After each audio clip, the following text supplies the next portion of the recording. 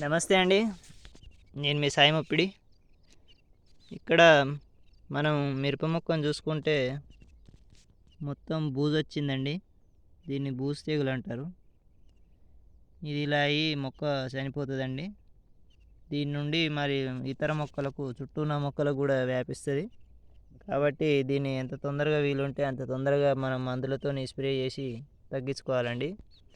దీనికి మంచి మందులు ఈ టైంలో మనం స్ప్రే చేయాల్సినవి మార్కెట్లో మనకు రోకో అనేది దొరుకుతుందండి, టైపోనెట్ మీథైల్.